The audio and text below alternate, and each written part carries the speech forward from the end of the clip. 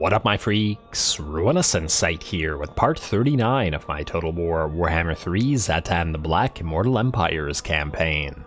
So as we saw last time, Zharr the Ashen faced off against Helman Gorst in a something of a one-sided duel, destroying Gorst and his army with little difficulty despite the plague and the danger of suffering any casualties. Clearly it didn't matter all that much to Mr. Zharr. Now he's poised to move towards Sumpit and destroy the caravan of Blue Roses for good at their last settlement. Speaking of destroying factions for good, Tretch Craventail has no territories remaining in one army, so we should be able to get both of these factions gone very, very shortly. Now, he did leave off the potential battle against the Tower of the Sun of Tor Elisor here, and there is a full stag guarding it, though it is only rather basic troops. Zhatan should be able to destroy it without too much trouble. Let's see what we need to do with regards to admin or with regards to moves, and then we'll attack and end the turn.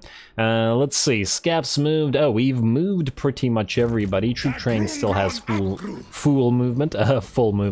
Oh, right. You were going to ambush Greases.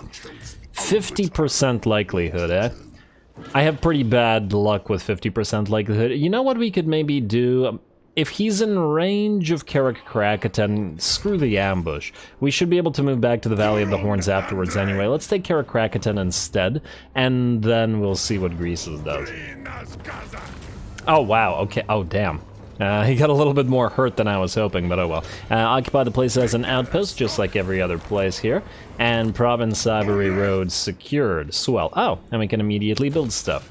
Oh, well, isn't that lovely? And it looks like the Ivory doesn't actually do anything special for our faction, which is a little bit unfortunate, but whatever. We're gonna switch you immediately to Masterful Architects, I guess, though there probably isn't going to be too much to build here, as we're already upgrading everything to Tier 3. Lovely. Okay, well, Troop Train, let's just in case get you a level, because what if Greases attacks you next turn? Now, Level 1 Glittering Robe wouldn't be too useful, but neither would Metal Shifting in your particular army. We could get another point in Searing Doom, but also not the best spell against Ogres, though I suppose if you level up again, the second level of Glittering Robe would be a lot more useful. I might actually change Troop Train to a proper army. Still a goblin army, mind you, but one used to follow another lord around. Like Yoba's Stormbreaker, I suppose, could use more gobos, for example, following him. It'll need more of various types of wolf raiders, but that's certainly something we can do. Anyway, we'll see if Greases moves towards us next turn, though I think he can't reach the place, right? Let me just double check. Well, we can't reach him, at least not from Karak Krakatan. I do have to wonder about the Great Hall of Greases, but once again, I was really disinclined to waste a turn waiting, especially if the ambush was potentially going to get foiled. Anyway, let's see if anybody else needs to move. Raider Magmas, you're still waiting for the other guys to get recruited. The other troop train, you know what, at least start recruiting one of these Infernal Guard.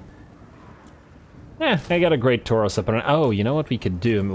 Wait on this for a turn and switch you to Military Doctrine for the recruit ranks. And you know what? I changed my mind. We're going to make this place a factory instead, so that we can just get rid of the labor here. Zharr should be all factories and just pump out military units for the entire area. Plus, I don't want to be risking losing the Veil of Woe again. It's unlikely, but, you know, once the endgame scenario starts, these guys could march here, and yeah, let's just not risk it. Alrighty. Anybody else? Nope, not here. There's probably at least a little bit in the way of buildings, but we did most of it last time. Plain of Zharr, we just checked, so we can ignore you. Dragonos, oh, right. We're waiting for wood, but I guess we can build the gunsmith for now, and then build the other thing afterwards. Also, I keep forgetting, there are a few places like Darkhold where we are using a, factory in combination with outposts. In places like this, it may be beneficial to build the I forgot what it's called, but the thing that gives us extra output. And I guess the same thing would be true of this place. Oh, wait, no, not this place. This place. Actually, no, that wouldn't really work, would it? This is an outpost. It was going to be a factory, but yeah. Well, I'll take a look afterwards if there are a few other mixed provinces.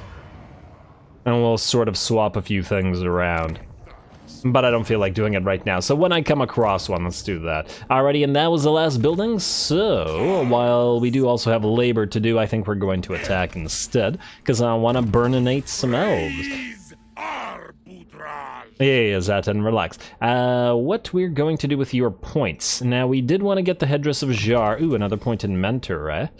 Yeah, I get another point in Mentor. Headdress of Zharr for the missile resistance. We are at 45 points, so we do have to be careful. Ooh. So let's say we get Woundmaker, and then we'll have 46, 47 full plate armor. 48, 49, 50 if we want to get firing drills. We'd have to skip Hushed Scales with the spell resistance, but it's not like we're getting hit with spells very often. And we don't care about Indomitable or Expeditious Endeavor, really not that much. His speed is already fairly good.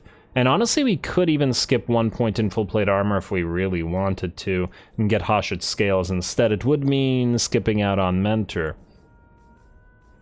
We could also, if we really wanted to, just not bother with firing drills at all, and rather than getting more Infernal Guard with pew-pew lasers, I was gonna go for 5 trains. We could go for 7 trains. Or what we could do is, let's see, I was gonna go for 6 Infernal Guard. Or Infernal Ironsworn, rather, not Guard in particular, which would leave all of these 5. And if we were to take out the ranged units... yeah, so these 2 would become trains, we'd leave 3. We could go for either more trains, or we could put a couple Lamassu in here. Why Lamassu? Because then we wouldn't be needing Zhatan to be the one providing the anti-magic aura. Which would mean he could go onto the Great Tauros instead, which would mean he'd be a stronger infantry blender than he currently is, which would feed into his strengths a little bit better. Plus, it would make a bit of a stronger air force with regards to what he's got going on. Certainly potential there. We could even give him another caster. We don't currently have a caster of death, for example. I'll think about it. It's not super important, but yeah, I'd like to retool the army just a little bit. I love the blunderbusses, don't get me wrong, but they're pretty much everywhere, and they don't necessarily need to be here. Let's see, Mentor for Pythic, as well as we have all the magics. Let's get Hushed Scales. You do occasionally miscast. And then lastly, the Infernal Castellan. I believe he already has everything that's good. In which case, we can just get him either Indomitable or, you know what, Hushed Scales, Headdress of Zharr. Nah, let's get Indomitable. Otherwise, there's not much use in any of this. We're actually nearly done with regards to your point expenditures, so... And there we go. Alrighty, Zhatan, time to strike, my friend. Declare war. I didn't even check if these guys had allies, but they don't. I don't think I've ever seen them have allies. And I've only occasionally seen them get into fights, and that was usually, I think, with Kairos. Oh, wow, he has 3 crafted items. Too bad we can't steal these. It would be really nice if we could. Though these guys already have a lot of items. Anyway, here we go. Let's burninate some elves.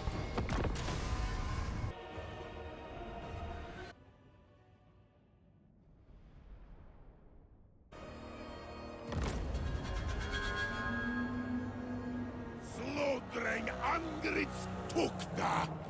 Tarast Anba Marzuta Fazkard. Alrighty, here we go. Look at all those pretty elven structures, soon to be covered in ash and probably blood. Alrighty, well, we're going to start off as we usually... Oh, wow, nice little leap with the Bale Taurus over the over that wall there. Oh, wow, nice charge as well. Here we go. Yeah, so we're gonna clear the walls. The enemy has most of its light archers up here, and they have absolutely nothing they can do. Oh, nice shot from the magma cannon as well. Very nice indeed. It's not really a threat to our Bale Taurus after all, and the first of the enemy units is going to book it on out of there. Zhatan is also choosing his targets. And killing a few of those light archers with every swipe of his Alamasu's claws. Oh my! Ouch! That's gotta hurt. Oh, when things fall, it's not very bloody though, compared to what else happens. But anyway, let's just keep it up here and see how many archers we can clear with just these two. Unfortunately, the enemy did keep all of its spears back, which means these guys are basically undefended. And they certainly don't have enough mass to prevent us just charging directly through. Look at that bull! He's just moving through an entire unit like that. Alrighty, I very much enjoy these guys working on the walls as well. Alright, kill a few more of these defenseless archers. Although perhaps a little bit too easy for these two. And a few more. Oh, okay, those were just pieces of archers that flew off the walls, not complete archers. Well, too bad for them.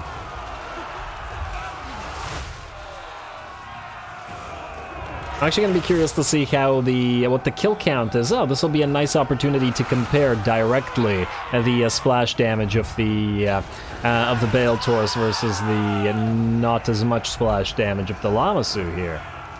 Zhatan is technically the stronger hero by far, but he will have less splash damage on this mount, so yeah, alright, in fact I want to check right now. So, you are at 55 kills and 5.5k damage, you are at 81 kills, but also 5.5k damage. Okay, well that's kind of interesting.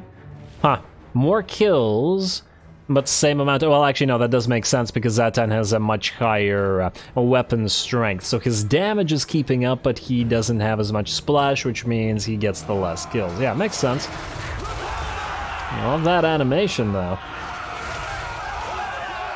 So yeah, there's certainly potential for changing him back to the regular Taurus. Possibly. I'll continue thinking about it. Which means I may or may not ever come to a decision. Not that I think it's all that important in the first place, mostly because, well, Zhatan rarely meets anything that has a chance of contesting him anyway.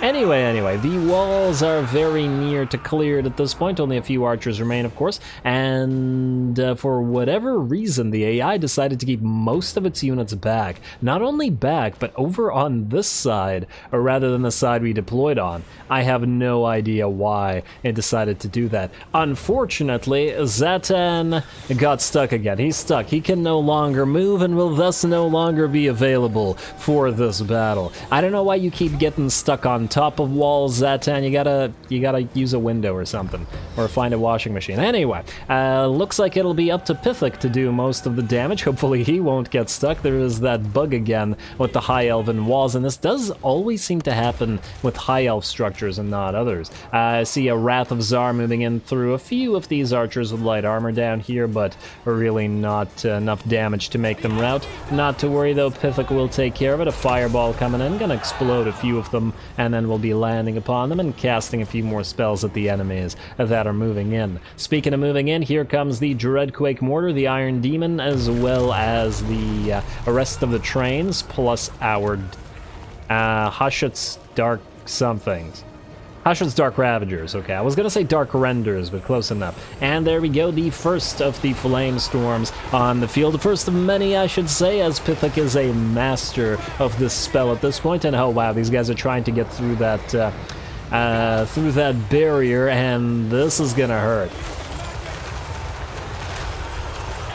Alright, well, after these two spells, though unfortunately it looks like the Flame Storm did move away from the rest of the enemy units. Pithik is already up to 280 kills and 21k damage. The Dreadquake Mortar is also going to continue to fire while we try to break through the gate with the Iron Demons and the Centaurs. Here comes a, I want to say Burning Head, or that was the plan anyway, but the casting stopped.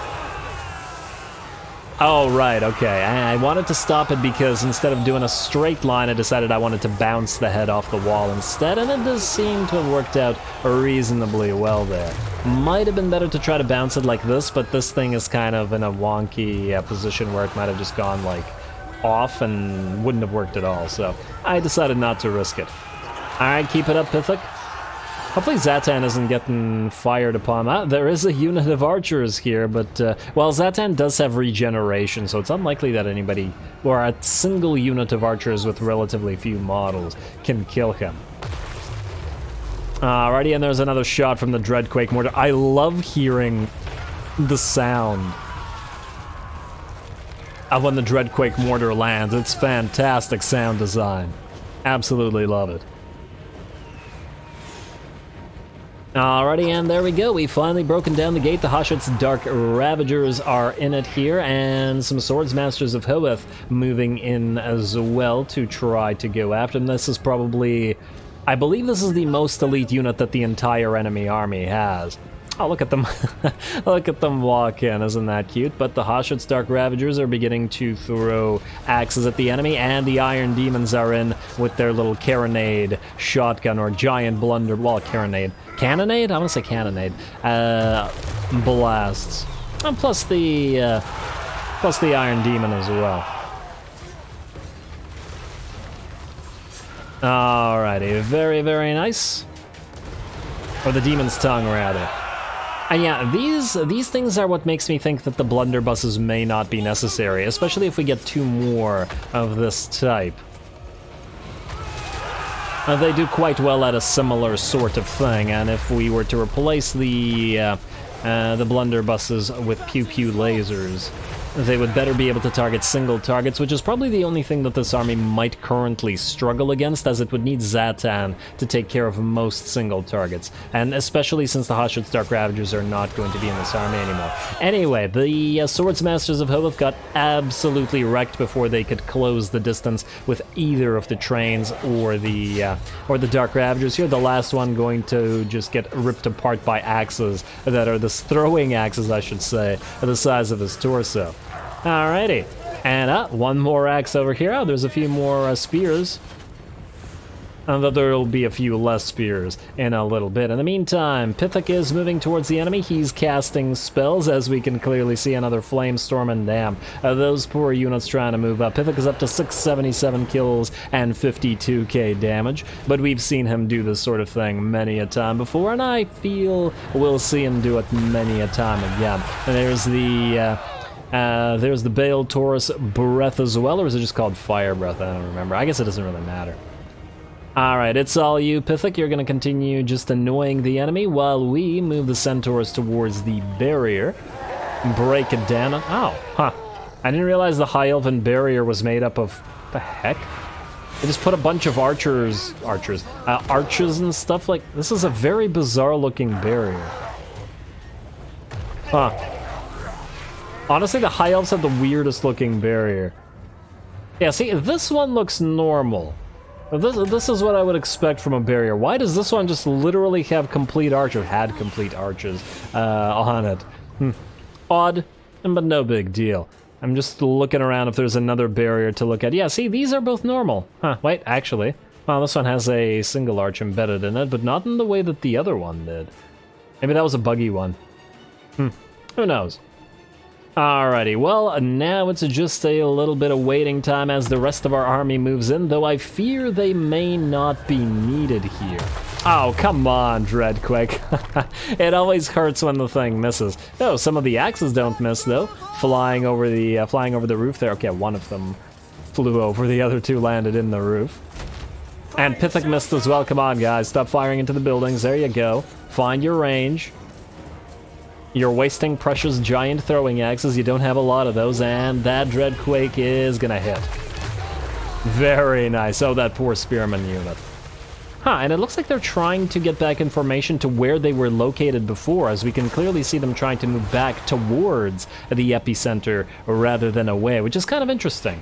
and probably what probably makes the Dreadquakes more devastating against the AI. A third or fourth Flamestorm coming in from Pithek. He just keeps casting these from on high and ripping units apart, and they can really do not too much about it. Oh, and a Dreadquake lands at the same time, so now they have Flamestorm and Dreadquake to contend with, and they can't really go up this ramp until that's over with. And these poor units. And they're in really bad shape as well, and we're not even in here with the rest of the tanks or trains yet. Well, I guess there's only one train so far. We'll have more later. Anyway, another very nice shot from that Dreadquake mortar, and now it's finally time to summon our Kadai Fireborn as well, and just to stop the enemy cavalry in their tracks and rip those apart. This is looking very ugly for the AI. The balance of power is about 85%-ish in our favor. The tanks have arrived as well. And Pithek's gonna help him out as well a little bit. And just because I think the spears were preventing the Iron Demon, Iron Maiden in this particular case, from firing. Now, alrighty, and looks like the spears are trying to book it back through the barrier. Well, good luck to them. We've got more enemies, though it looks like the Kadai Fireborn are having some fun as well. Once again, Kadai Fireborn being very fragile, but absolutely fantastic at obliterating massive numbers of chaff infantry. They rack up kills pretty darn quickly. Too bad that the summons do dissipate, but oh well. We've got other stuff in this army that can certainly take care of it, and it looks like our very slow infantry might not even make it onto the field before the enemy army is destroyed.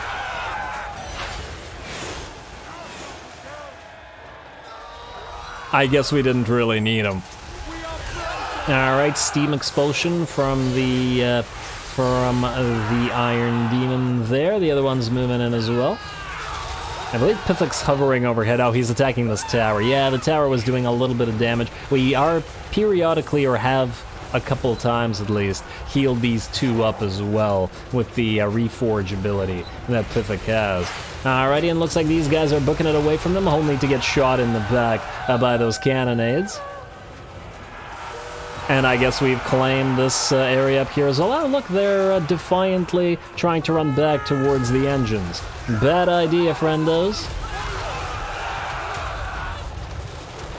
Man, I missed watching these things fight. The fact that Zhatan kept moving and not fighting with them took way too long. We're obviously going to build more of these and more armies.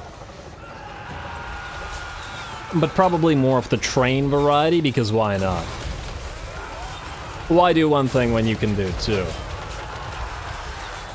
You heard me. Anyway, let's see what we got with the enemy lord here. He is fighting the Hashid's Dark Ravagers, and the prince is unbreakable, in fact, so it will take them a while to break through him, though their weapon strength is fairly good and its armor piercing, so they will get him eventually, although it looks like he has brought at least one of them down. So far, Pithek could also always move in to help them if he desires to do so. In the meantime, the trains are going to continue downward, and damn. Yeah, that looks pretty effective, and those guys aren't getting up again either. That was well, actually, that was a single volley from both tanks. And it looks like the enemy was shattered by it, and only the Lord remains, who is now basically dead, and we're just gonna finish him off, and the battle will be ours.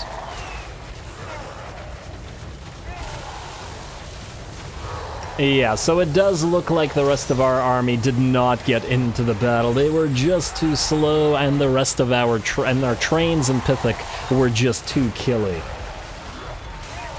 And you can't go wrong with being too killy, especially not when you're a Chaos Dwarf. Although I suppose that's probably true of anything in Warhammer. And there we go, down goes the Prince to the Dark Ravagers, and with that, the battle ends. Lots of burnination from Pithek. I didn't check what number of kills he got but by the end there, but it's probably quite a few. Let's find out.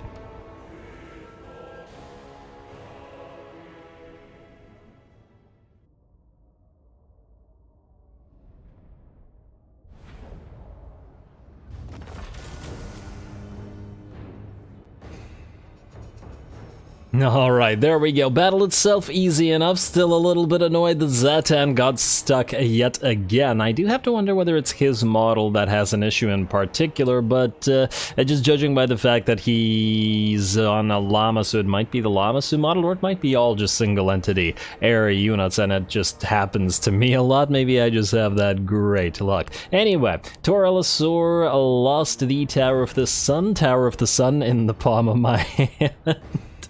I've been waiting to make that joke. Let's sack it, I guess, for the labor, and then we'll take it at tier 5 right after. Why not, right? Alright, tier 5 for you, and 375, we can certainly afford that. We still have 2 turns until we can reconfederate. And this means that we can spend the money with the last turn of materials at sea. Now, you have a grand manufactory here. If only it was a tier 5 grand manufactory. In that case, we would have been able to just build Zhatan, his trains, right here. But alas, it is not, and 10 turns is a long time. It would be faster to just global recruit them. So we're not going to bother. We'll get the spice trading post. We'll get the, well, obviously the donation barrel. Maybe the grand furnace. Obviously the demon smithy.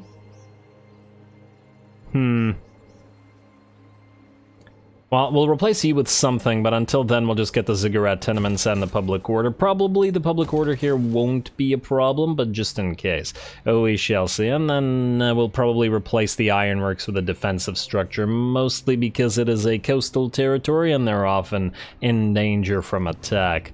Depending on who we make an enemy of here, but the AI cheats and it knows where you are, so if we make a war with, for example, the High Elves when we find Teclis, and while we're fighting them here, it's perfectly likely that they'll sail out all the way here, magically knowing that we exist at the at this place, despite never having been discovered, but that's just part of the game, so gotta build defenses in that light. Now, anything else we need to do in this particular turn, or can we end said turn? I think we're free to end it. Too bad there's nothing else to build with the remaining raw materials and whatnot we have. Also, we do still have to do labor, and we do still have to do milling. We have to mill. So Superior, Stubborn, that's fine. Infernal Castellan we already milled. I wanted to get the oh, you're a Lure of Death guy. Wait, I wanted a Lure of Metal guy. Extravagant, yes.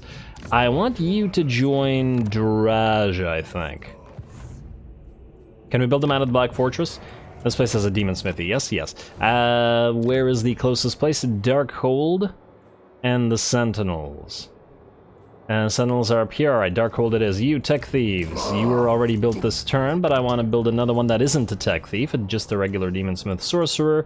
You, because I want Glittering Robe to be available for the Kadai units. Plus, they are Hellforged, so these guys can heal them. And in that light, we'll need another one. I would like to get a Fire Lore one, because we have Lore of Hashut on Draj, but alas, this is kind of garbage, so I guess we'll wait till the next turn. Alrighty, last thing is labor. Let's see, our public order has been...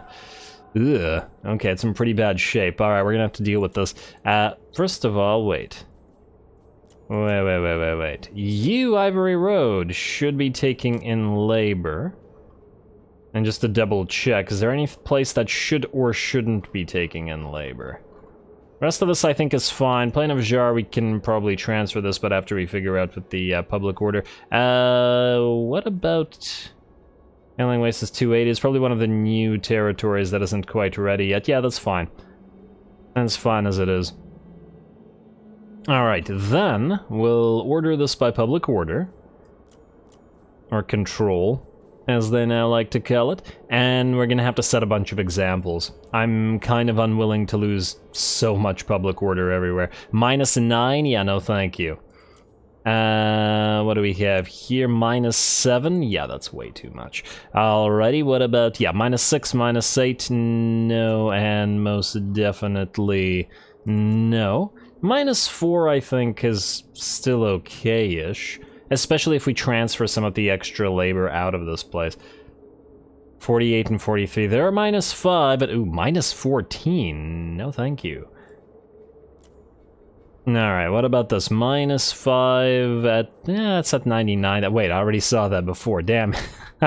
I wish it wouldn't go all the way back up like that. It's confusing. Ivory Road, most definitely. Stop doing that. And let's go Bone Road as well.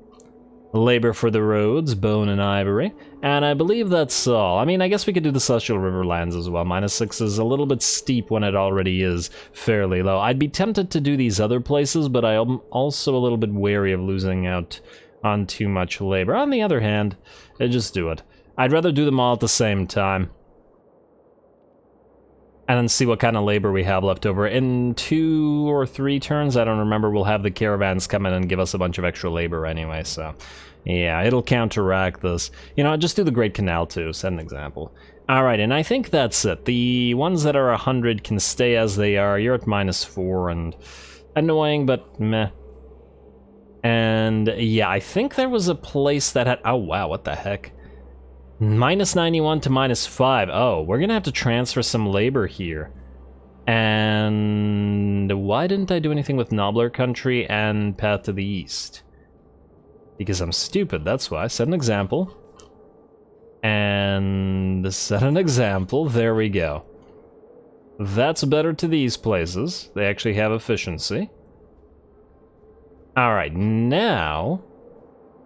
we're gonna order it by efficiency again. Then, where we have spare, we're going to take out, let's say, here. Anywhere where we have a lot. Okay, this place doesn't need this much. This is okay. This can lose a couple hundred. You two can lose about 100 apiece. You can lose 100. You can lose 100. Oh, we actually have more spare labor than I thought we did. It's not bad. Alrighty, you... go to 100 efficiency now. Okay, that place, Ivory Road, wow, you really needed a lot of labor. That's good, and we have 100 left, which means we need 100 more from, let's say, I don't know, you. And then we'll pop you both in to the Haunted Forest, so that it doesn't rebel. Accept this. And then Haunted Forest, we're going to go for a set an example. Actually, just to double check, was there another place that was really, really negative? Dragon Oz at -40 by -14. At that rate, it'll probably start rebelling soon. Alright, fine. Since we have a little bit of surplus labor, let's deal with that preemptively. And the surplus labor is going to come from... 770, yeah, okay, 1 and let's say... alright, let's say you. Alright, looks good to me, and I also forgot where it was. Here. 1, 2, Dragon Isles, accept, and now I have to find it again. I really wish it wouldn't just reset every time, it's pretty irritating. Set an example. There we go, alright, now the labor problem should be good, and we are ready to end the turn. So skip, skip, skip. Convoy dispatch available, convoys. Great new convoy, let's go Hobgoblin Favor. Army panel, you're able to level up, so we shall level you by giving you cargo capacity. Then... we will send you... now, we don't have any armaments, so we need to... let's see, we have Black Crag available.